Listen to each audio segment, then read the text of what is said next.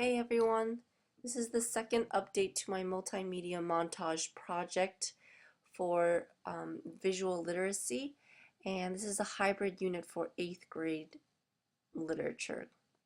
I changed a few things. Actually, I changed a lot on this site. So you'll see my home page has changed. It's much more dynamic than it was before, using typography and images. I still have the same heading and image icon. I inserted much more text. I know it's a lot to read, but to be honest, it's more of like extra information for whoever wants to look at it. Let's see. The About Us section stayed the same since I don't have actual students to launch this with. Most of my changes I worked in the lessons, the actual content of the site. So what we're learning here is some of the lessons that I've already created. I've created my survey, the pre-poll, the Google form, where students will submit a survey about their experience with digital literacy, so like Facebook, Instagram, Snapchat, memes, the internet, YouTube, and the arts. These are just a few general areas that I need to know about in preparation for the project, and I'll get to that soon. I have my first lesson on visual literacy up here. It's linked to a PowerPoint presentation, and the image gallery where we look at print advertisements to analyze and discuss in class. And I also had a campaign gallery with examples of groups of images and how persuasive techniques are being used to convey a specific message to a target audience.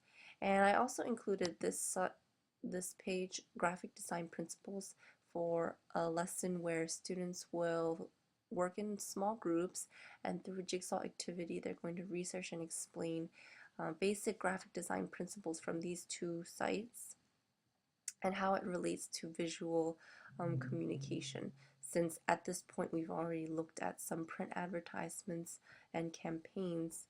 Well, actually no, just print advertisements at this point. So once they understand some graphic design principles, then we can apply that information into the campaign gallery. If I haven't showed that yet, this is the campaign gallery. It's groups of successful campaigns that we can look at as examples of how purpose, audience,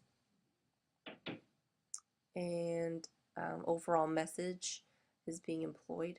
So we've got Nike's Just Do It and Greatness campaigns, Obama's campaign in '08, the Got Milk campaign, anti-smoking campaign, and this anti-smoking campaign was a good one to look at persuasive techniques, since each of these images is targeting a different audience with a different purpose, or with the same purpose, excuse me. The iPod campaign, Coca-Cola, and if you look at the images that we've been looking at in class, here are just a few diverse print advertisements that we are looking at, and just discussing and analyzing the visual information in it. And I have a couple, about 3 for each image, 3 talking points that we can use in class to launch a discussion about. And students can still comment on different parts of the image, such as the subjects, the colors, the text angles, lines, focus, and emotion, and how these different aspects of each image help us to think about why the designers made certain decisions. And all of this is important to feed into the project. And the project has 2 components: the written piece, where students will write an informative essay about an important issue. They'll research it, write the essay about it, and now with that background knowledge, they'll be able to send a message to a target audience. And at this point, we'll move into a creation portion where, based on the issue that they researched, they'll be creating a series of images and or videos as part of a campaign to convey that message to their target audience. And at the end of their project, it should lead to their page Each group will have their own page on this site where they get to publish and show the campaign and images and videos that they've created. So I also have some suggestions for the students to look at. When they're researching their important issues, I have a list of possible topics, and all of these are buttons to go into additional resources and links where they can find beginning information about these topics, just a way to get their feet wet and launch them into their own research if they're not sure where to start. And after they've written their written piece, when they go into creating actual project, I have some suggestions here. They can make a Facebook page, create a Twitter feed, a YouTube account, Instagram account, or Vine account. And this is the part where I'm going back to my purpose in my proposal, where I wanted to explicitly guide students how to transfer their participatory skills with technology into more academic skills. The only thing here is that none of these pages and accounts are going to be real, just because of privacy and age limitations. They're going to be fake. It's just modeling after the interface, so it'll look like a Facebook page, but it's not going to actually be a Facebook page. And I would help them set it all up through Wix. I did share this site with someone from my target audience, another 8th grade student, and her feedback, she said that it was very straightforward, which is what I was going for, and that it was easy to follow, it made sense, and she did remark that she thought it would be easier just to make a handout, but since this is hybrid and technologically based, I wanted to stick with my Wix. And I still need to add more to it, since so far in the unit it looks like we only looked at images and print advertisements. I wanted to expand the horizon a little bit to look at commercials, so I'll probably have a gallery with commercials, and a small one on propaganda, so historical uses of images for visual communication and how it was used in historical events. I'll probably also include a persuasion PowerPoint on some of the techniques of persuasion as a resource for students to use when they're creating their campaign.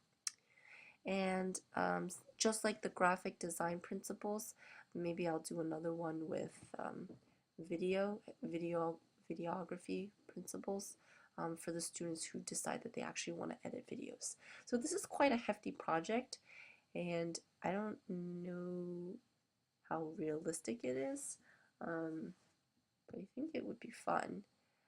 And just so that you know this is legit. Oh no, what happened to my standards? That's odd. Oh, here they are.